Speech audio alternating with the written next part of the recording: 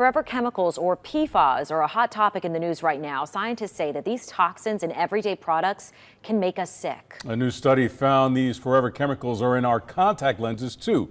Jen Horton on your side tonight with new information in the third and final installment of our multi-part series this week.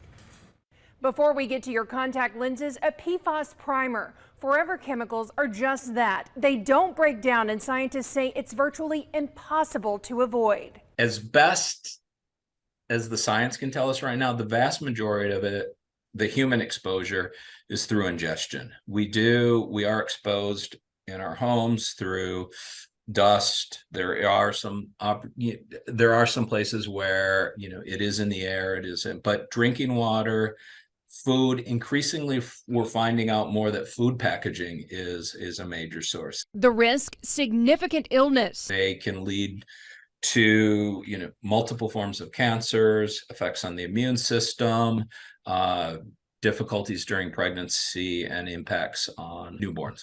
Which is why this new study caught our eye, reporting 3 of the most popular contact lens brands, AccuView, Alcon, and CooperVision, contain PFAS. The study, commissioned by consumers through the advocacy group MamaVision. Their main goal is for consumers who have concerns about PFAS to live healthier, less chemically contaminated lives. Specifically, they sent 18 sets of popular lenses to an EPA-certified lab for testing. All tested positive for PFAS.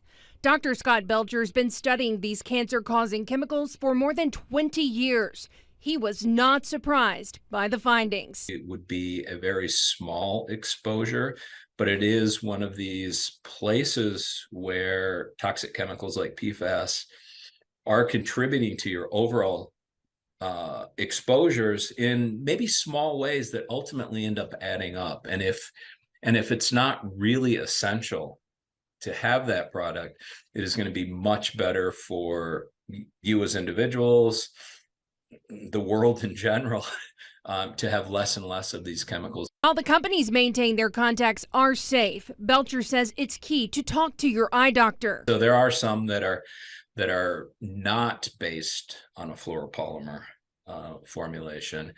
And if those can work for your specific effects and needs, this is really, a medical question. He wants everyone to look beyond the contact lenses and consider how to eliminate toxic exposures across the board. Our industrial chemical regulation in the United States, the balance is tipped in a direction that, in my opinion, public health is not considered sufficiently.